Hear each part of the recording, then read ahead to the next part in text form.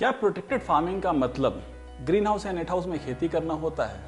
क्या आप भी उन लोगों में से एक तो नहीं है जिनको ये लगता है कि ये तकनीक सिर्फ अमीर किसानों के लिए है? कहीं आपको ऐसा तो नहीं लगता कि ये बहुत ही महंगी तकनीक है, और कहीं आपको ऐसा तो नहीं लगता ये बिना सब्सिडी के ये काम हो ही नहीं सकता है? दोस्तों, मेरा नाम राजीव रॉय है। मैं Agri Plastic India private limited का फाउंडर और मैनेजिंग डायरेक्टर हूँ। मैं सन 1993 से हाईटेक एग्रीकल्चर के क्षेत्र में काम कर रहा हूँ। मैंने एग्रीकल्चर इंजीनियरिंग में बीटेक, IIT खड़गपुर से एमटेक और एग्जीक्यूटिव जनरल मैनेजमेंट मैंने IIM बैंगलोर से किया है। अपनी इस शैक्षिक पृष्ठभूमि के कारण मैं जटिल विषयों को सरल भाषा में आम लोगों तक पहुंचाने का अनुभव रखता हूं। 29 वर्षों का व्यवहारिक अनुभव एक बहुत ही लंबा सफ़र है और इसके दौरान आपसे बहुत ही प्यार, सम्मान और बहुत कुछ सीखने को मिला है। मेरा प्रयास है कि मैं अपने एक्सपीरियंस को सरल भाषा में वीडियोस के माध्यम से आप तक पहुंचाता रहूं, ताकि अगली बार जब आप किसी भी संरक्षित खेती की किसी तकनीक का इस्तेमाल करना चाहें तो आप एजुकेटेड परचेज डिसीजन ले सकें।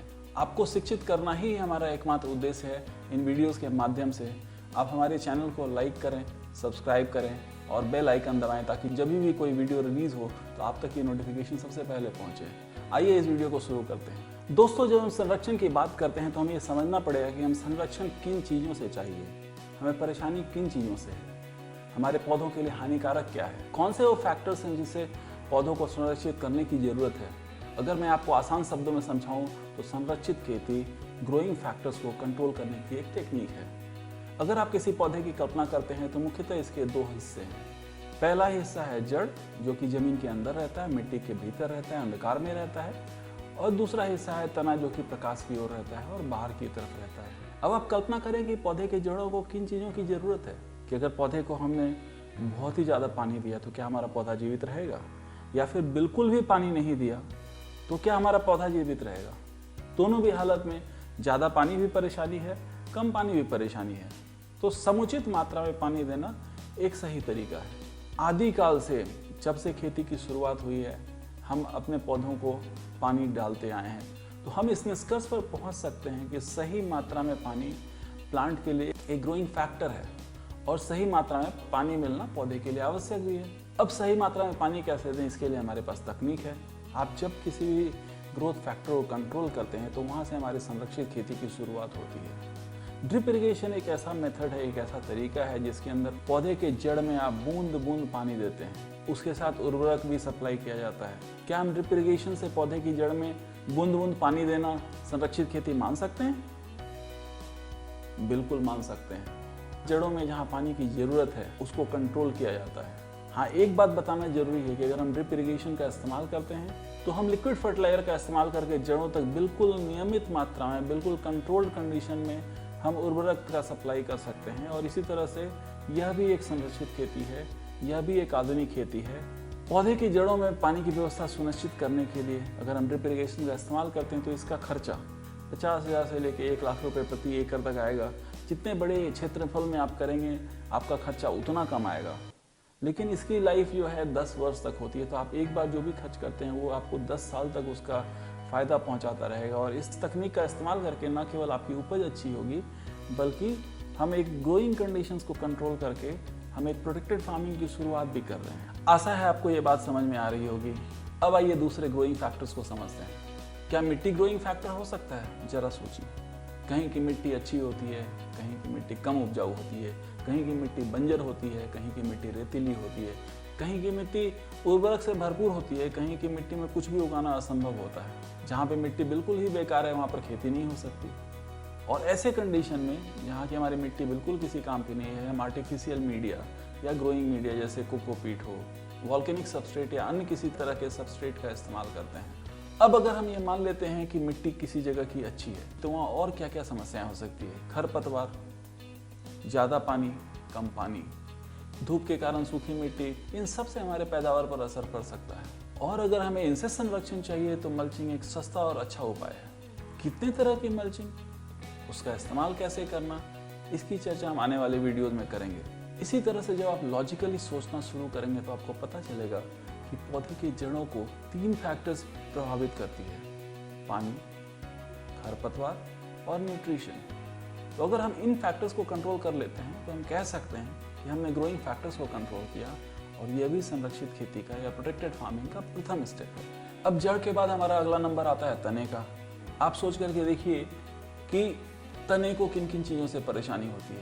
Insects and paste, disease, wind, hello storm, ओलावृष्टि के चलते खड़ी फसल बिल्कुल बर्बाद हो जाती है। अधिक बारिश, बिल्कुल बारिश नहीं, बहुत ज़्यादा धूप, बहुत ज़्यादा तापमान या बिल्कुल ठंडा। प्रकृति के सारे जो ये वेगरीज ऑफ नेचर हैं, ये सब हमारे प्रोडक्शन को इम्पैक्ट करती है, सभी हमारी खेती को असर डालती है।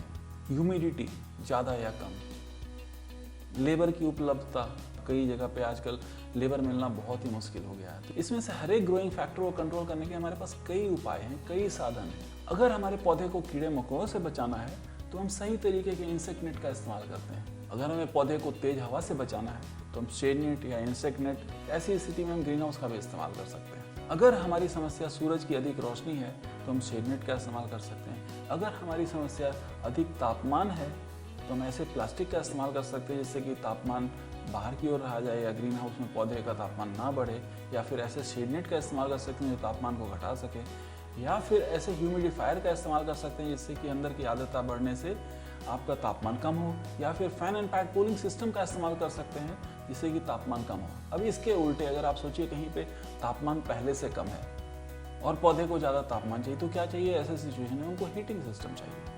तो जिस चीज़ की ज़रूरत है पौधे को हमें उस टेम्परेचर तक, उस कंडीशन तक लाना है। अगर हमारे इलाके में ह्यूमिडिटी ज़्यादा है तो हम एयर सर्कुलेशन फ़ैन का इस्तेमाल कर सकते हैं या डिह्यूमिडिफायर का इस्तेमाल कर सकते हैं।